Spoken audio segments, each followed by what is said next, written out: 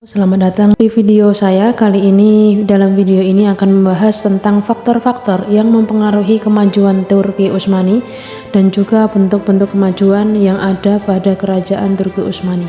Sebelumnya saya akan memberikan gambaran singkat tentang kerajaan Turki Utsmani. Seperti yang kita ketahui bahwa Turki Utsmani merupakan salah satu kerajaan Islam terbesar setelah runtuhnya beberapa kerajaan Islam sebelumnya, seperti Umayyah, Abbasiyah, Fatimiyah, Saljuk, Ayyubiyah, dan Mamluk.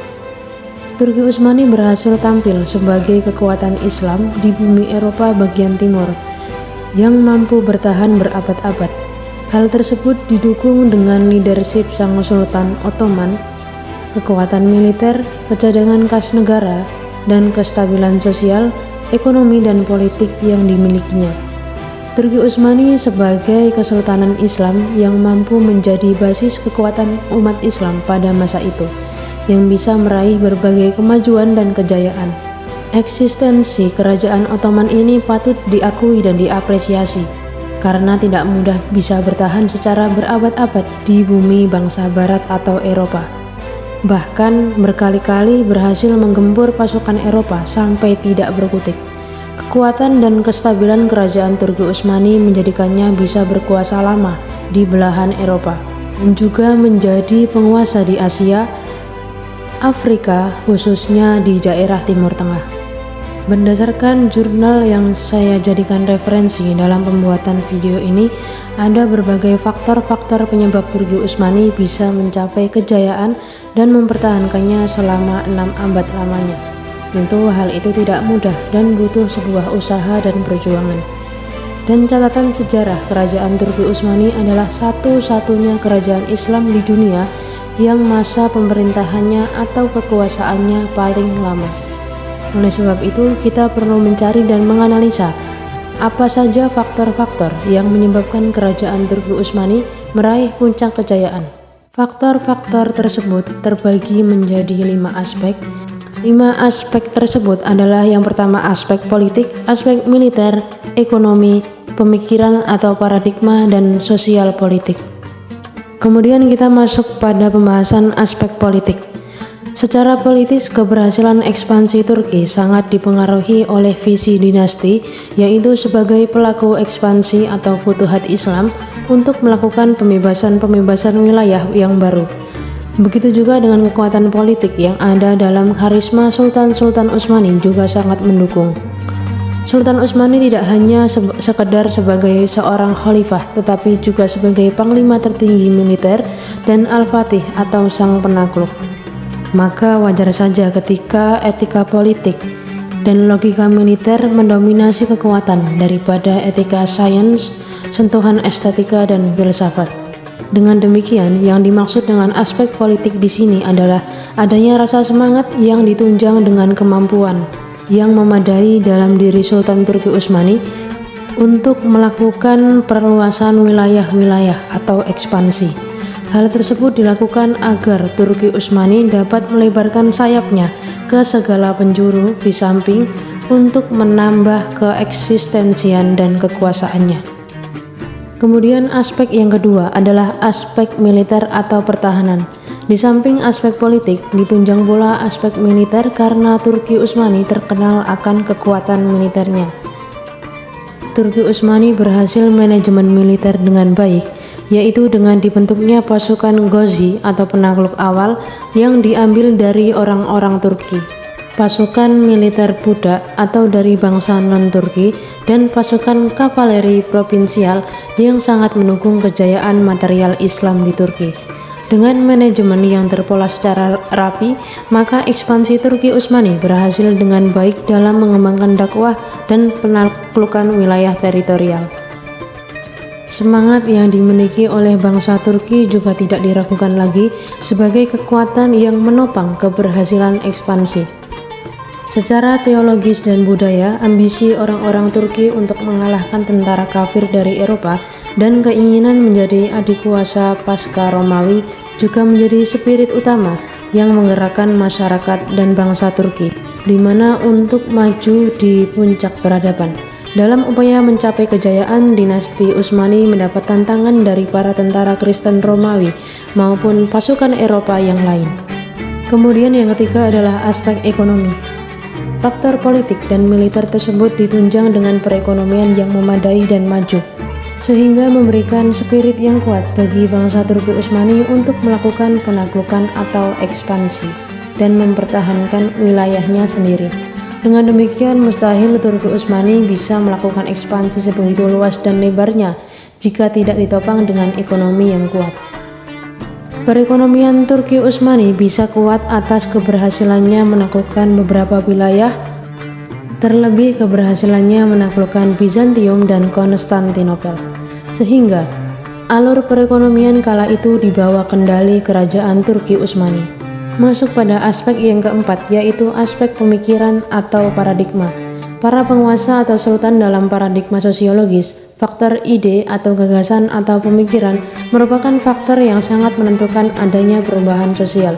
Secara umum, keberhasilan dinasti Turki Utsmani dalam membawa bangsa muslim ke puncak peradaban lebih pada unsur kepemimpinan yang visioner. Turki Utsmani berhasil dalam membuat visi ke depan yang gemilang yang dimanifestasikan dalam futuhat atau ekspansi, sehingga keberadaannya telah membawa perubahan dalam tatanan peradaban dunia waktu itu. Ekspansi yang dilakukan bangsa Turki Utsmani ini masih dapat dikatakan mengikuti pola-pola khilafah awal dan khilafah tinggi, yaitu memberikan kebebasan untuk masuk Islam, membayar jizyah atau diperangi. Kemajuan dinasti Utsmani tidak lepas dari semangat ekspansi yang dicanangkan oleh pendiri dinasti tersebut. Konsep sultan sebagai al-fatih, pembuka atau penakluk wilayah-wilayah baru ternyata memunculkan perluasan wilayah teritorial dan penyebaran dakwah Islam yang sangat signifikan. Jiwa-jiwa yang memiliki semangat tinggi adalah karakter bangsa Turki Utsmani yang sangat melekat. Sikap mental inilah yang kemudian membawa kemajuan Turki Utsmani dalam banyak aspek. Di antaranya adalah aspek kemiliteran dan birokrasi pemerintahan, aspek budaya dan ilmu pengetahuan, dan dedikasi terhadap Islam yang tinggi. Kemajuan itu tidak terlepas dari banyak faktor. Salah satunya adalah semangat Sultan sebagai Al-Fatih, penataan militer yang terorganisir rapi, mental pemberani dan disiplin yang begitu kuat yang dimiliki oleh para prajurit Turki Utsmani, serta kemampuannya dalam mengombinasikan birokrasi, politik, dan budaya Arab, Persia, dan Bizantium. Harisma dan jiwa leadership para sultan Turki kala itu adalah sebagai modal utama dalam menggerakkan pasukan untuk senantiasa aktif dan semangat dalam melakukan pelebaran kekuasaan ke beberapa wilayah. Tanpa harisma dan jiwa leadership tersebut, seorang pemimpin akan kesulitan dalam mengkoordinasi para militernya atau pasukannya maupun anak buahnya. Hal itulah yang menyebabkan Turki Utsmani bisa melakukan ekspansi dengan penuh kekuatan dan ketangguhan, sehingga dengan mudah bisa menaklukkan wilayah yang ia inginkan.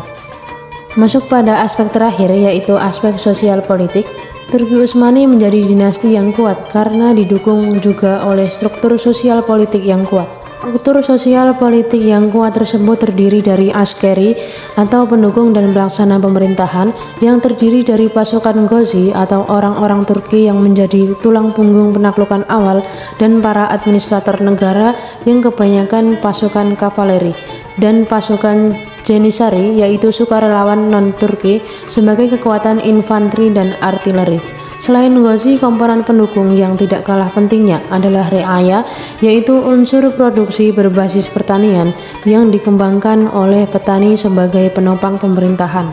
Hal tersebut adalah modal kekuatan bagi kerajaan Turki Utsmani yang menjadi penguat sistem pemerintahan, keamanan, pertahanan, dan sosial ekonomi.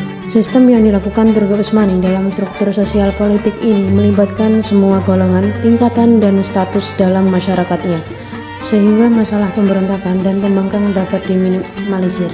Akibatnya, kerajaan Turki Utsmani bisa menjalankan roda pemerintahannya dengan baik dan teratur. Kemudian, bentuk kemajuan kerajaan Turki Utsmani. Kemajuan dan perkembangan ekspansi kerajaan Turki Utsmani yang demikian luas dan berlangsung dengan cepat Diikuti pula oleh kemajuan-kemajuan dalam berbagai bidang kehidupan yang lain, di antaranya adalah sebagai berikut. Yang pertama adalah bidang kemiliteran dan pemerintahan. Dengan pengorganisasian yang baik, taktik dan strategi tempur militer Utsmani berlangsung tanpa halangan.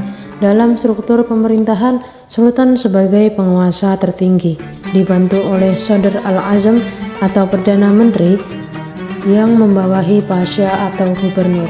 Gubernur mengepalai daerah-daerah tingkat 1. Di bawahnya terdapat beberapa orang al-Zanazik atau al-Alawiyah atau bupati maupun wali kota. Kemudian bidang kedua, bidang ilmu pengetahuan dan budaya. Kebudayaan Turki Utsmani merupakan perpaduan dari berbagai macam kebudayaan, di antaranya adalah kebudayaan dari Persia, Bizantium, dan Arab. Dari kebudayaan Persia, mereka banyak mengambil ajaran-ajaran tentang etika dan tata krama dalam istana raja-raja. Orang-orang di kerajaan Turki Utsmani memang dikenal dengan bangsa yang suka dan mudah berasimilasi dengan bangsa asing dan terbuka untuk menerima kebudayaan dari luar. Kemudian bidang ketiga yaitu bidang arsitektur. Di samping bidang ilmu pengetahuan dan budaya dan juga bidang kemiliteran dan pemerintahan, mereka banyak berkiprah dalam pengembangan seni arsitektur Islam berupa bangunan-bangunan masjid yang indah seperti Masjid Al-Muhammad atau Masjid Jami' Sultan Muhammad Al-Fatih, Masjid Agung Sulaiman, dan Masjid Ayyub Al-Ansari. Masjid-masjid tersebut dihiasi pula dengan seni berupa kaligrafi yang sangat indah. Salah satu masjid yang terkenal dengan keindahan kaligrafinya adalah masjid yang asalnya merupakan bekas dari gereja Hagia Sophia. Hiasan kaligrafi itu dijadikan penutup gambar-gambar Kristiani yang ada sebelumnya. 4. Bidang keagamaan. Ulama mempunyai tempat sendiri dan berperan besar dalam kerajaan dan masyarakat.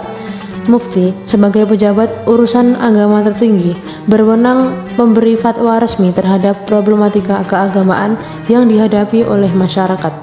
Tanpa legitimasi mufti, keputusan hukum kerajaan tidak bisa berjalan atau berlaku. Kelima adalah bidang manajemen politik. Utsmani tidak memandang latar belakang kesukuan dalam mengelola pemerintahan kecuali pada jabatan sultan, karena pada jabatan sultan ini hanya diwariskan berdasarkan keturunan darah biru. Sistem dan cara tersebut telah mengantarkan kerajaan Turki Utsmani menjadi sebuah kerajaan yang jauh dan terhindar dari nepotisme. Oleh karena itu, kerajaan Turki Utsmani selain membuat undang-undang Al-Qanun dalam mengatur pemerintahan, juga memperhatikan dan mengatur pengrekrutan abdi negara yang bebas atau demokrasi yang jauh dari unsur nepotisme, kesukuan, dan fanatisme, sehingga Turki Utsmani sangat kuat dari segi militer maupun birokrasinya. Demikian materi ini dipaparkan. Video ini dibuat dalam rangka memenuhi tugas ujian akhir semester mata kuliah Kajian Timur Tengah 2 yang diampu oleh Bapak Profesor Dr. Istadianta MS. Demikian, semoga bermanfaat. Sekian dan sampai jumpa.